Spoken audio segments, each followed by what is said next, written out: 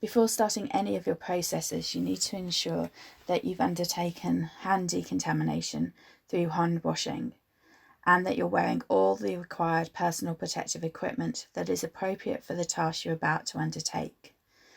These will be listed in your standard operating procedures and will include items like lab coats, gloves, goggles, and masks as needed. Once you've finished with the hand wash and put on your PPE, you'll need to prepare your work areas. This includes taking out any of the consumables that will need to be brought to room temperature, as well as cleaning down your workspace. You'll also need to do things like prepare disc pots that contain 10% bleach. Your workspace must be cleaned at the start and end of every day, as well as in between changes of procedure when you'll be working with different specimen types. The same process will also need to be undertaken if there are any spillages. For fluid spillages, you'll need to follow local guidelines, as there may be additional steps that you're required to undertake.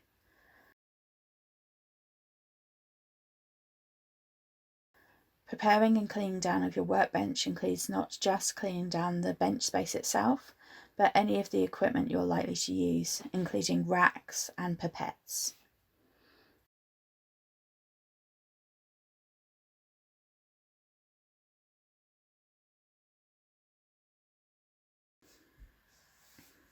In this video, we're going to perform and interpret a gram stain. Always ensure that you process a control known isolate alongside your specimen isolate to help troubleshoot issues such as over and under decolorization and slide loading. First of all, label all slides that you are about to prepare with the specimen identification number. Label the control slides appropriately with both organism type and the word control. Add a few drops of distilled water or saline to a sterile glass microscope slide using a single-use sterile disposable loop or a flamed metal loop.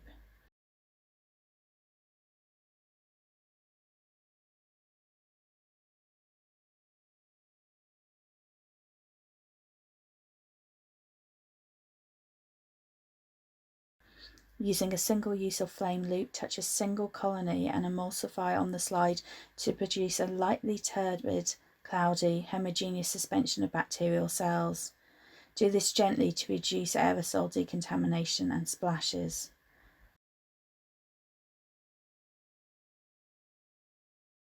Dispose of any single-use equipment such as loops into 10% bleach as needed. Then let the suspension air dry. The slide must be completely dry prior to proceeding to the next stage. There are two methods you can use to fix your cells.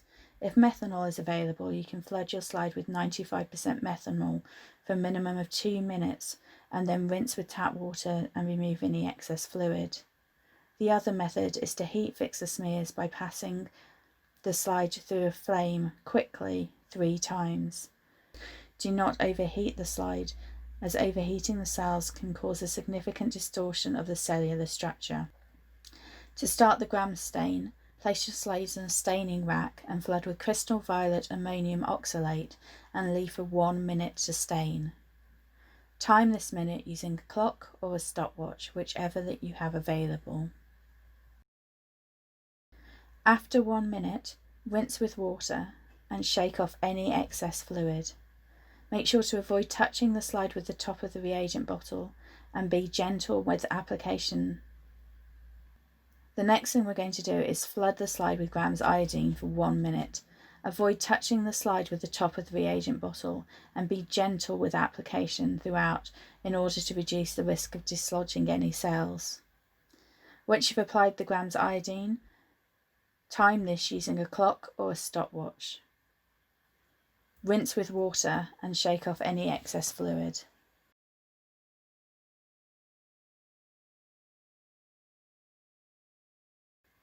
Briefly, flood the slide evenly with acetone alcohol for 5 to 10 seconds, being aware that over-decolorization will lead to false readings. Rinse with water and remove any excess fluid.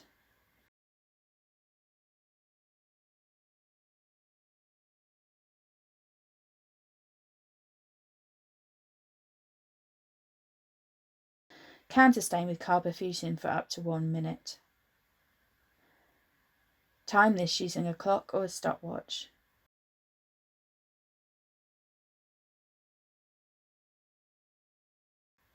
And once completed, rinse with water and remove any excess fluid.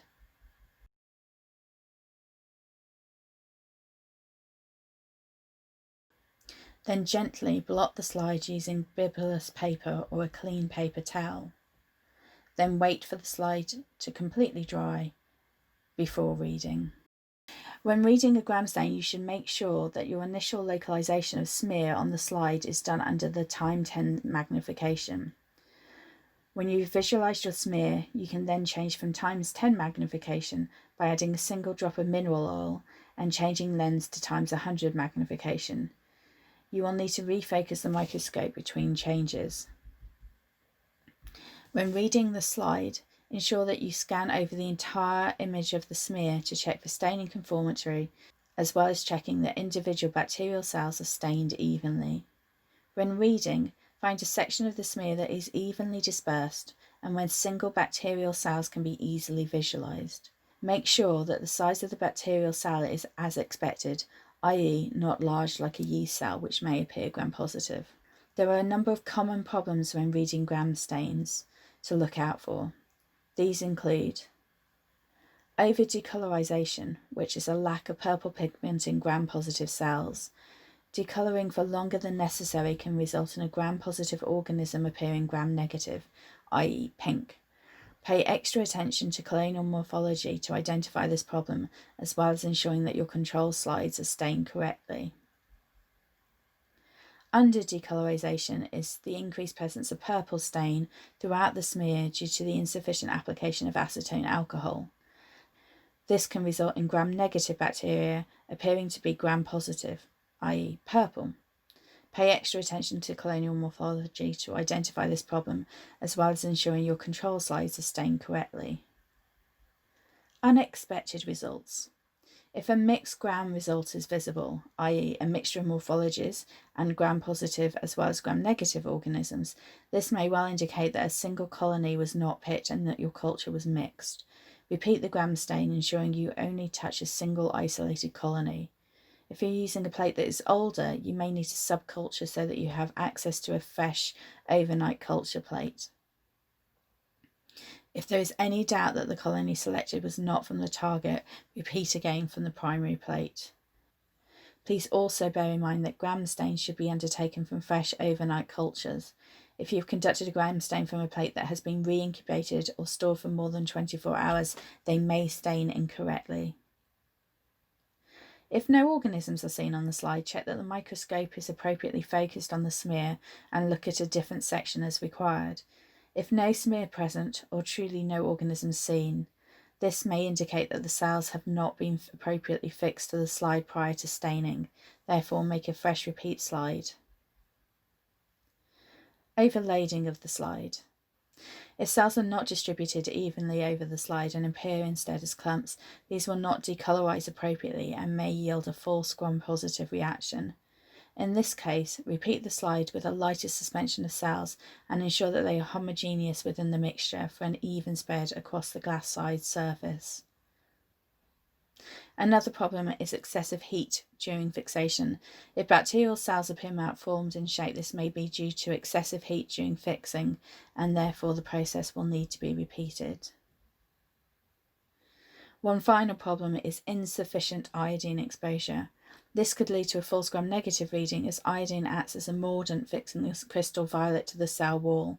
Again, the preparation should be repeated.